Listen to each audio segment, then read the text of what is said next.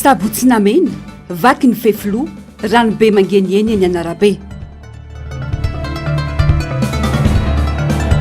rivotozadraut vinavinaina iditra ny taneta ny elanelany tolo iara voalohany sy andro kampania ny oalina narampitsy vao manena ratsy krizy maro lafy eto amin'ny firenena mitaky fanaisana andraikitra avy amin'ny tsiraray hoy ny mpanao politika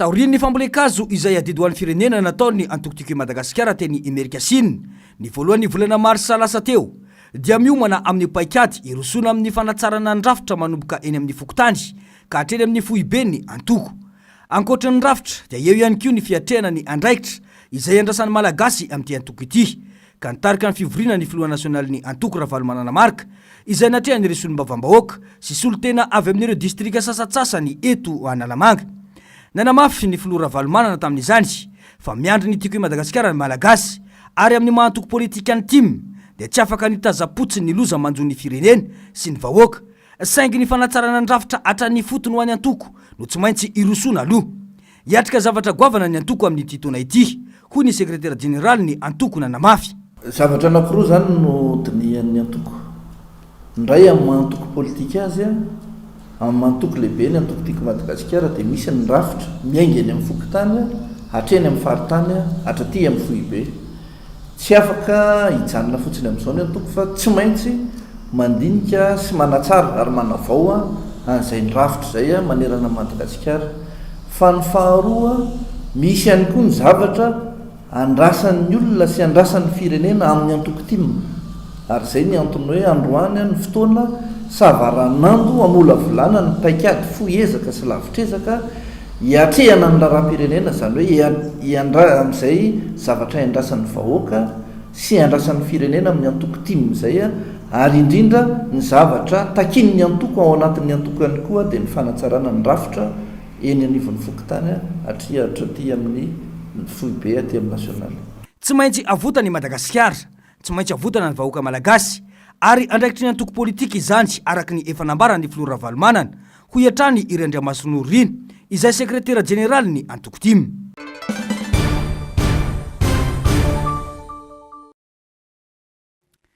miteraka resabe ny anivon'ny fiarahamonina ny fahazahoan'ny filoham-pirenena malagasy fiara raitra dia raitra marka Mercedes sy Maybach tsy ilay fiara ny olana hoy ny fanehoan-kevitra fa ny vidiny sy ny olana mahazo ny malagasy hoy ny solombavambahoaka fatretsy euro na roa faingo 2 miliara ariary arakaraky ny karazany sy ny taona ny voany misy tery mipetraka ho an'ny firenena ny fietsika asehon'ny fitondrana amin'izao ka nentina natao fitaovana ho fanonganam-panjakana sy nanam-piampona ny betrom-bahoaka tamin'ny taona 2024 rehefa nividy fiaramanidina izay nosoratana tamin'ny fanjakana malagasy ny fitondrana Ravalomanana tamin'izany mbola tsy mazava hatreto hoe fiara manokana ve sa fiara-panjakana ireny ho ihany ny solombavambahoaka Rina Randriamasinoro le izy zavatra roa samy hafa tsy azo ampitahina mihitsy hoe fa maninona ny filoha Ravalomanana no nividy fiaramanidina izay tsy ho anazy tenany fa ho an'ny Madagasikara ary maninona ny filoha ankehitriny nividy fiara raitra hitondrana anazy mivezivezy tsy fantatro hoe misoratra amin'izy le fiara na misoratra amin'izy fa ny fiaramanidina aloha dia fiaramanidina ho an'ny firenena malagasy fa tsy ho an'ny filoha Ravalomanana tsy azo ampitahiny zany satria ny antony dia tsotra fahafiry moa ny laharana nisy an'ny Madagasikara tamin'ny filoha Ravalomanana nitondra ny firenena ilaharana iny dia ny paramètre rehetra ny milaza fa mandroso Madagasikara ary tsy sahirana vahoaka tao aminy na zany économiquement na resaka sosialy nananana izy azy ny olona ary tsy misy an'izany olona hoe andeha tsisy hoanina dia hozaraina varymasaka tamin'izany fotoana izany fa ny olona ny asany akamaroan'ny olona firifiry moa ny olona ankehitriny tsy hanasa ntsony vokatreny 2009 reny satria niala teto amintsika ireo investisseur ireo dia very daholo ny asa fa tamin'izany ny olona ny asa ary nanana ny mahizy azy mitokantrano tsirairay avy tsisy mandeha mangataka izany fa ankehitriny efa sady tsy miasa ny olona mangalatra nona dia normal raha misy kritika rehefa misy zavatra vidin'ny filoham-pirenena na vidin'ny fitondram-panjakana zay ho tsaraina hoe tsy mbola lahara-pahamena mahasoa ny vahoaka fa mbola mahasoa ny mpitondra manokana ka tsy azo apitahaina ny zavatra oatra zany raha ohatra ka mandroso ny firenentsika tsy manatsiny mihitsy mpitondra raha mividy zavatra zay marika mampatanjaka ny firenena zary lasa fanisona ny malagasy ny zava-misy ho ihany ny faneho-kevitra ny filohany mamoaka fiara raitra de raitra fa ny vahoaka miasa hirana sy mahantra andro amanalina miaina anaty tsy fandriam-pahalemana andro amanalina miaina fidangany vidim-piainana tsy mitsahatra miakatra miaina krizy mandavan-taona ka tsy mahagaga raha miteraka resabe izany ho iatrany député Rina Randriamasinoro marika mampatanjaka ny firenena nge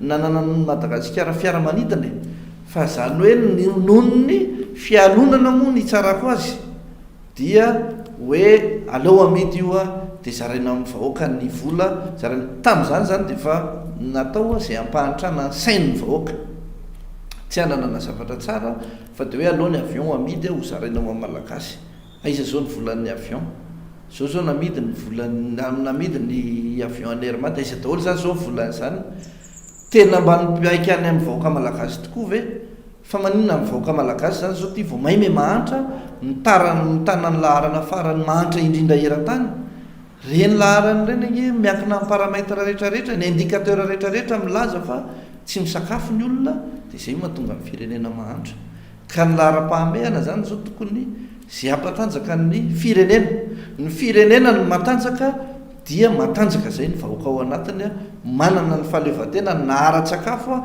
miasa ny olona ary ny olona rehefa miasa mivadika moteur mampandroso ny firenena fa ny olona zao tsisy hoanina lasa sadra ho an'ny firenena dia normal raha mahantra ny firenentsika ary tsy azo sitraka mihitsy fa ho kritika no azo ny fitondrana amin'izay zavatra hovidiny rehetrarehetra eo tsy vao izao ny filoam-pirenena no namoaka fiara raitra nampitola gagany maro ilay kadiaka misanja 100 tapitrisa ariary na iraetsy euro tamin'ity taona ity dia nampiratra ny maso nahita azy nivoaka ilay Mercedes Maybach raha iverenana nefa ny tantara isan'ny natao fitaovana nanonganana any marika ravalomanana tsy ho filoam-pirenena ny taona 2024 ny fifidianana ilay fiaramanidina Air Force One 2 teo amin'ny 900 tapitrisa dolara tamin'izany izay any ny fanjakana malagasy azo lazaina ho tsara sy nety kokoa nefa ny farom-piainan'ny malagasy tamin'izany nanana tahirim-bola vahiny nanodidina ny 2 miliara dollara isika tamin'izany ka nahafahany ny fanjakana teteza mitany asa any ka ny ampahefatrio sisa ny tavela rehefa tapitra ny taona mampametra-panontaniana amin'izao ny hoe aiza ho aiza isika manao ahoana mety ve ny fiainan'ny firenena milamina ve ny toe-karena sy ny sosialy anjarandrehetra no mandinika ny zava-misy ho iatrany ity solombavam-bahoaka ity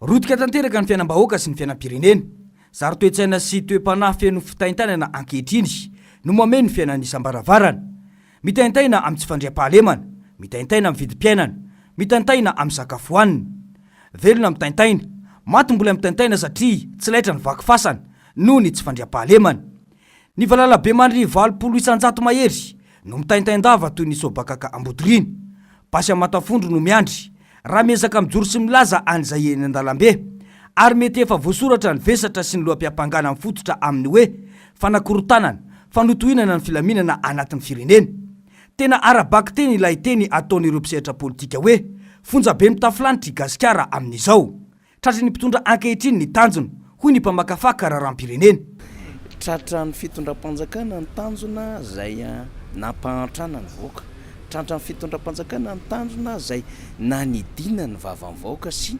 namatorana ny tongony vahoaka ka ao anatin'lay fiarahana mitady vahaolana zany ny mpanao politika avy amin'ny fanoherana sy ny vahoaka zany hoe ny tongotra no afaka hidina ho an'ny vahoaka ny tanana no afaka fatorana ny vava no afaka hidina ny fantrana no afaka hoentina any amin'ny isambaravarana sy ny tokatra ny vahoaka malagasy fa ny fisainany no vahoaka tsy afaka fatorana tsy afaka kadraina mandinika sy misaina ny zava-misy amin'izao fotoana izao ny vahoaka malagasy mbola afaka misaina izy zany na tsy afaka mihetsika ary ny tanany sy ny tongony sy ny vavany dia mandinika sy misaina izy mbola anatin'ny famahana fatorana zany tsika mety misy matahotra, mety misy no mbola sy tavanga, mety misy nefa voavatsy kelikely ny fatorana amin'ny tongony ny amin'ny tanana, ary mety misy nefa afaka misoka bava amin'izao fotoana izao. Fa ny fisainana zany dia miara-mahatsapa zany tsy mety zao zavatra zao, ka zao déclenchement an'izany rehetrarehetra zany no iaraha-mikariko. Tsy raharaha antoko politika intsony izao zava-misy eto amin'ny firenena izao, ho iatrany ireo zava-manantany faniry. Ny fahasahina milazany marina amin'ireo nampindramina fahefana ihany no vahaolana ahafahana miala amin'izao zava-misy izao, ho iatrany ny fanazavana. Ny tolon'ny Menalamba, satria Menalamba no nanomboka ny tolona voalohany taorian'ny fidiran'ny Frantsay tamin'ny fanjanahantany. Ny tolon'ny Menalamba tompoko tsy vitantsika raha tsy taty amin'ny taona 1790. Zany ary mbola tsy azo amin'ny ampahany satria tsy naverina tamintsika zay niaraka tamin'ny tanybe renosy kely Ilzeparsa hoy isika zany. Zany mbola tsy ampy ny fiandriana. Dikan'izay za tsy miteny mbola mitaky fotoana maro, fa raha 2009 ny fanapotehana 2025 tsika amin'izao fotoana izao manomboka afa-patorana malagasy ary samy teny manomboka manohitra amin'ny lafiny zavatra maro be ary misa miteny zay nge mahatonga ny fanagadrany, zay nge mahatonga an'ireto olona maka fanapahan-kevitra momba ny préfet de région sisa sy préfet de police asaina maka fanapahan-kevitra reto, zay mahatonga an'izy ireo maka fanapahan-kevitra ny vonitafika samy hafa sy ny zandarmerie sy ny rehetrarehetra manamafy ny resaka sécurité, zay mahatonga an'io ahoana no ahafahana zany manery ny amin'ny akabeany fomba fanehoan-kevitra na any amin'ny tambazotra sosialy na amin'ny lafiny aino aman-jery amin'ny akabeany, de fantatra izy ireo fa zao tsy voagadra ny saina sy ny fisainana sy ny fahafantarany voaka malagasy ny amin'ny zavatra manjo azy. Tsy mahatafa voaka bola ny fotoanana ankehitriny ary tsy misy azo antenana intsony. Anisan'ny porofo mivaingana ny resaka fampiasam-bola vahiny na investissement direct étrangère izay 500 sy 700 tapitrisa dolara no tombana ho an'ny taona 3 sy 4 ambany be lavitra raha mita amin'ny DE ho an'ny taona 4 sy 2 izay nahatratra ray faingo 2.7 miliara dolara ary mbola tsy nisy nahatratra izany hatramin'izao araky ny nambarany rafitry ny firenena mikambana ao amin'ny vision prospective de Madagascar ny volana Jolay 2024 lasa teo. Midika izany fa mila manana fahasahina manova ny rehetra ary zava-dehibe ny fandresena ny tahotra ho iatrany ifaniry ireo zava-manantany.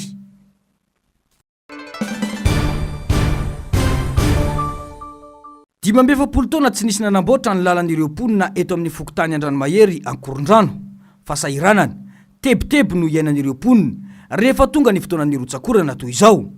Ankoatra ny lalana malama anaty fotaka mandrevo manampitrotraka ny olana efa misy ny fiakaran'ny rano, any kalakana no azahoana famezivezy mamonjy ny trano fonenana ho an'ireo any sisa tsy traboina raha ny fanazavana. Tena ela mbola zazakely any efa izao ny lalanay izao nefa izy 10 taona mahery azo ny rano moa dia efa tsy lazaina rehefa tonga ny rano ny alaman'ny lalana zany tena mampalahelo be rehefa tena hoe tena avy ny orana ety aminay tratran'ny rano ny trano zany nga lavina tsony e zany efa zavatra iainanay hatramin'izay zany ny rano tonga aty ananina aty rehefa tena miakatra ny rano.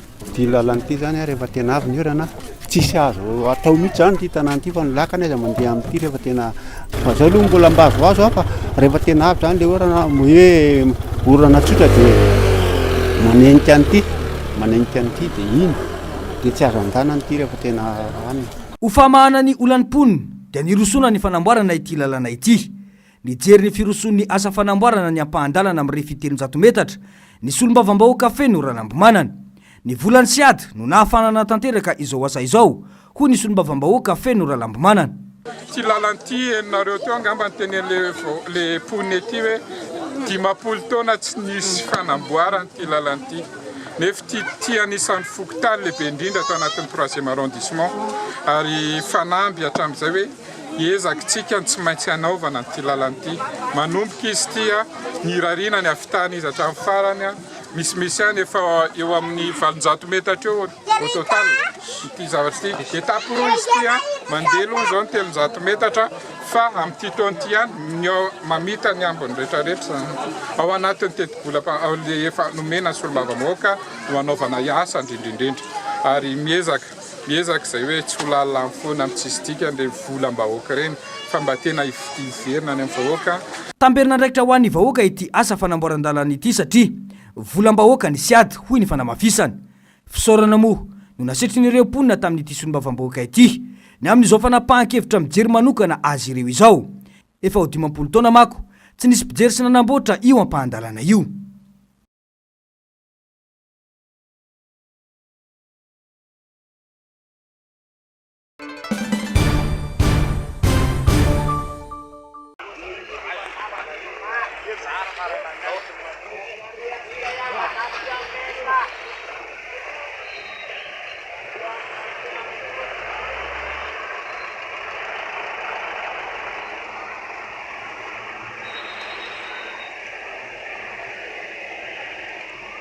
Rano be mangeny ny arabaky teny no mamaky ny arabe tosabotsina mehana amin'izao fotoana vokatry ny favakisan'ny fefloho mamefy ny rano eto amin'ny fokotany Andobotandy. Vokany olona 200 no traboiny ka natoby ao amin'ny EPP ankady kely lafy.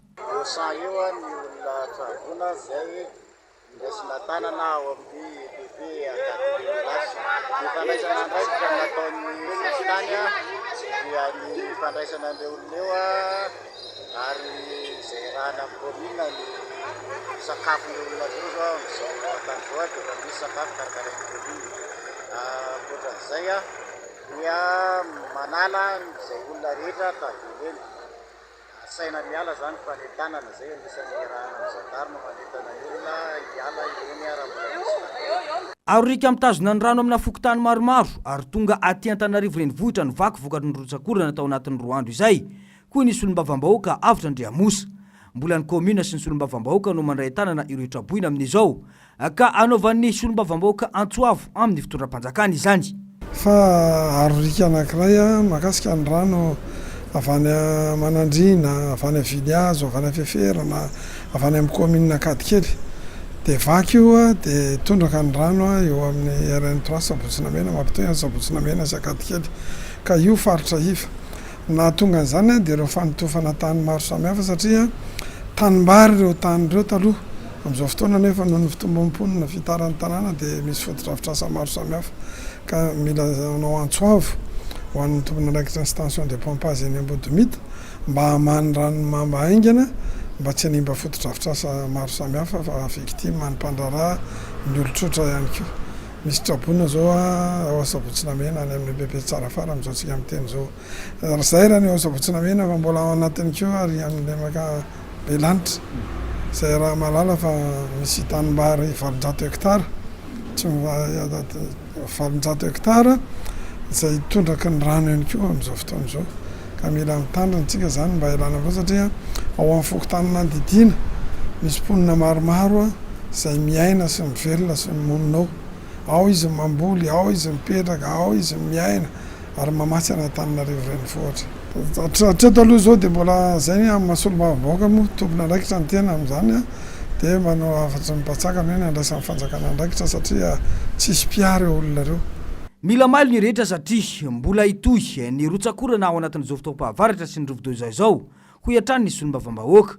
Mila manaraka ny toromarika rehetra ihany koa ny mponina ho fisorana ny loza mety hitranga vokatry ny tsy fitandremana hoy ny fanazavany.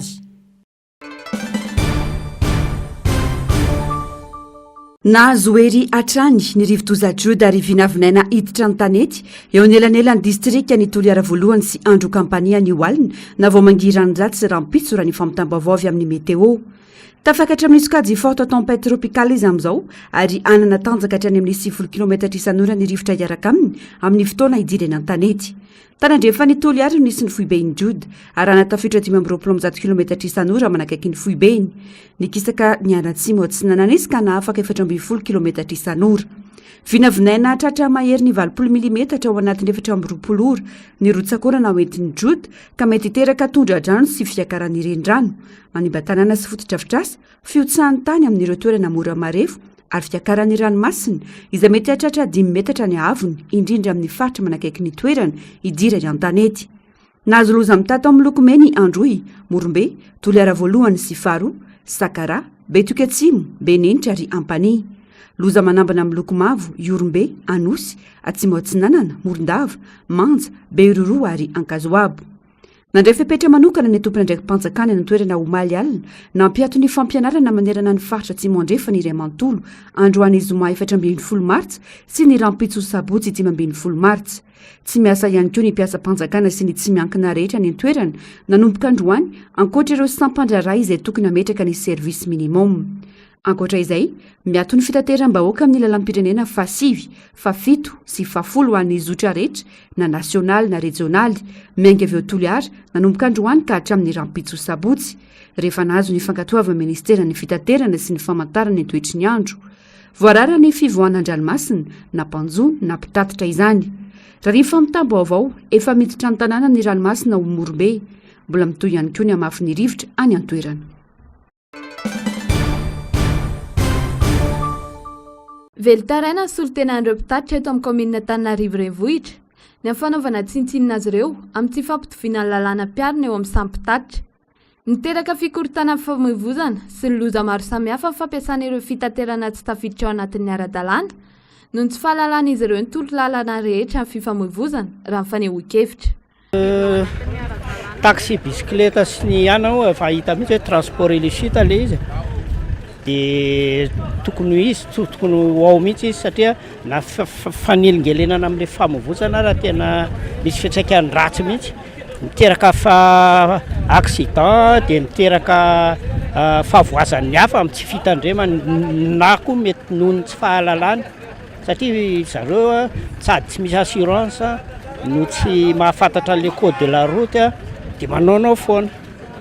Rehefa zareo tsy mandony inonina, tsy mandoa assurance, tsy mandoa patente zay nefany isataona dia tsy mahazo miasa raha tsy manatanteraka zay indrindra visite technique isaky ny efa-bolana tsy tahaka an'izay ka raha ny tena marina rony dia tsy tokony hisy mihitsiny ary dia fanjakana hafahafa ihany moa ty fanjakana ity satria zavatra tsy tokony atao no atao. Arak'izany maro ireo mpisehatra amin'ny asa fitaterana ny tsy mahafantatra ny volan-ketra tokony aloha eny anivon'ny komina ka isan'ny antony tsy ahafahan'izy ireo manapa-kevitra amin'izay tokony atao momba ny saran-dalana. Raha vao ohatra tsy voaloha zany le izy dia efa tsy maintsy sazian'ny polisy ianao amin'izay fotoan'izay ka tsy maintsy miteny tompona fiara ianao aloha dia aloha le etsaka. Zany hatreto aloha mbola le izy manko mbola tsy betsaka tsy mahafantatra fa hatreto aloha mbola tsisy mieritreritra ny ampakatra fre fa rehefa tena maheno daholo ny rehetrarehetra tsy fantatra le izy mety tonga amin'izay ihany satria na zany frena eto aloha zao tena mora dia mora mihitsy efa tokony hiakatra mihitsy amin'ny fiakarany gazoaly leo. Etsikilany betsaka ireo tsy hanasa ary hatreto mbola tsy misy politika maritra tsy maharitra momba ny fanananasa kanefa izay kely iveloman'ny olona ny lasa anaovana fanararo tapa-efana raha tsy laza fotsiny ny fandraofan'ireo taxi bisikileta omaly. Olona manarivony anefa mivelona amin'ireo fitaterana tsy ara-dalàna ireo raha ny fanehoan-kevitra ihany. Tokony tsy ataon'zareo an'izany le taxi bisikileta satria io mba fiveloman'le olona efa tsy mangataka mba hoe manao asa tena zany dia tokony tsy alalaina le bisikileta an'le olona fena ny efa hainareo fa mafy be dia zany tokony manokatra manome offre aloha zany ianao manome asa ianao zay anao va manjara an'le zavatra fa tsy tonga dia tokony foananao olona amin'arivo ange manao an'ity asa ty dia le izy foananao fotsiny le zavatra nefa ianao tsy manome solution hoe zao no mety amin'le izy dia zao ny manoloana izany tokony jerena manokana amin'ny fampiasan'ireo mpisehatra tsy ara-dalàna amin'ny fitaterana tokony ampitoviana ny lalàna mpiarina amin'ny rehetra ho ihany ny fanehoan-kevitra. Ny 20 aprily ho avy izao dia Madagasikara no ampiatrano ny fioanam-be fahadimin'ireo filoham-panjakana sy lehibe ny gouvernemanta eo anivon'ny voamieran'ny ranomasimbe indiana na ny COI. Ity ny sary famantarana na logo sy ny tranokala amin'ny fioanan'ny voamieran'ny ranomasimbe indiana na ny COI izany. Maneho ny soatoavina sy ny tanjon'ny ijoroan'ny COI ny famantarana. Tao anatin'izany dia nampiasaina ny loko maitso ho fanehoana ny tontolo iainana sy ny fambolena izay sehatra manandanja ho amin'ny faritra tsirairay. Tao ihany koa ny loko manga izay nanamarika ny lokon'ny ranomasina indiana sy ny toetry ny andro eto Madagasikara. Ny sainam-pirenena kosa manamarika ny firaisan-kina Madagasikara sy ireo firenena mivondrona ao amin'ny COI.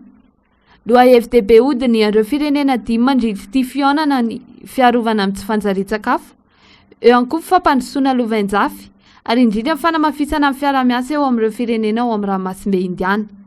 Ny voalohany indrindra aloha dia ny foto-kevitra ijoroan'le fivoriana tampony satria zavatra tena ho an'ny Madagasikara zavatra napetraka andriamatoa foana ny mahazava-dehibe an'io fiandrianana sy fahaleovantena ara-tsakafo io sy ny manodidina ny zava-mitranga amin'izao fotoana izao, fiovaovan'ny toetrandro, fiovaovan'ny vidin'ny produit de base moa zany dia zava-dehibe ny fiarahamientan'ireo nosy manodidina mba hiatrehana an'izany tsindry rehetra izany. Dia izay no anisan'ny andraindrayntsika zany ny fanamafisana ny fiarah-miasa eo amin'ireo nosy ireo kasika n'io olona ny fanjariana ara-tsakafo sy ny fametrahana izay fahaleovantena ara-tsakafo aty amin'ny faritry ny ranomasina indiana izay. Ho tanterahina eny amin'ny CCI Vatomouty ity fihaonana ity, 10 taona taoriana amin'ny fihaonana farany izay natao tamin'ny Moroni ny taona 2014. Fotoana anaovan'i Madagasikara, La Réunion, Comores, Seychelles sy Maurice tombana amin'ny fiarahamonina antoka tao anatin'izay 70 taona nijoroana sy nivondronana teo anivon'ny COI izay. Ny lalao ny fanandrinan'ny ankoay vehivavy sy Chine no nanokatra ny lalao an'i Madagasikara nandritra ny fifanarana FIBA Champions Cup 3x3 izay atao any amin'ny Central World Square nanomboka androany ary aritra 2 andro hatramin'ny alahady ho avy izao. Nomontsahan'ny Chine tamin'ny 2020 no 20 ny ankoay teo amin'ny sokajy vavy. Tsy mbola nahita fandresena ihany koa ny ekipa no tarihin'ny Jaofera Christiana Minoarso nanolona ny ekipa Rodman Warrior Canadienne tamin'ny lalao faharoa natao androany any. Resy tamin'ny 2024 ny ankoay vehivavy.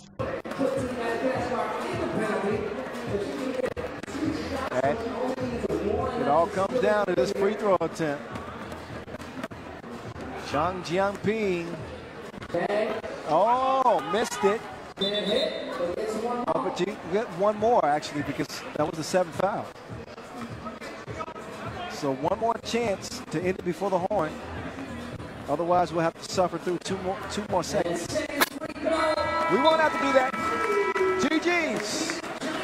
China win it before the limit, 21-13 over Madagascar to start there. I Serbia larana voalohany amin'ny filarana FIFA 3x3 maneran-tany no nifandona tamin'ny ekipa lehilahy no tariny Eli Randriamampiona tamin'ny ity andro voalohany ity. 2-7 no isan'ny isarahan'ny rotonta. Tsy nahita fandresena ny ankoay. Mbola resin'ny Autriche tamin'ny 2-20 no 4-20 ihany koa tamin'ny lalao faharoa. Loses handle on it. Ellie from deep. And that one does not go. Karanjic, man, he is ferocious. The bald bull. And that one is missed. So Rationarivo has hit a cold spell. Serbia would gain point. Neither team can foul without free throws being the result. Serbia looking to put this one away. It is poked away. Ellie now, he wants to let a 2 go, and he does! Bottoms up! Madagascar within 1. Nobody there to stop the Gladiator. So that big 2... Mbola samy atrika lalao fahatelo avy ny ankoay lasy vavy raha mpitso sabotsy 12 martsa. Ifandona amin'ny Allemagne ny sokajy vehivavy raha ifamitana amin'ny Pays-Bas kosa ny ankoay lehilahy. Ny ampangany tafika Israeliana ho mpanao herisetra ranofo sy fanarotana ranofo amin'ny endriny hafa mifototra amin'ny mahalasy sy ny mahavavy amin'ny ady amin'ny Hamas amin'ilay Gaza ireo manampahaizana iraisam-pirenena ho Mali. Nandaizana nefa Israely ary manondry ireo fiampangana ireo ho tsy mari-potitra sy tsy voamarina. Nambara azy Israely fa mamoetra ny fihetsiky ny voamerany zon'olombelona eo anivon'ny firenena mikambana. Ankilana nefa maro amin'ireo fikambana iraisam-pirenena no efa nanondro fihetsika ataon'i Israely tao Gaza io toy ny Amnesty International. Torak'izay ihany koa i Afrika Atsimo izay efa nitondra ny raharaha teo anatrehan'ny fitsarana iraisam-pirenena manoloana ny fihetsika mamoetra ataon'i Israely. Ankoatra ireo, farafahakeliny firenena 12 no mikasana ho fitarainana sy fanamariana momba ity tranga ity toy ny Belgique, Colombie ary Irlande.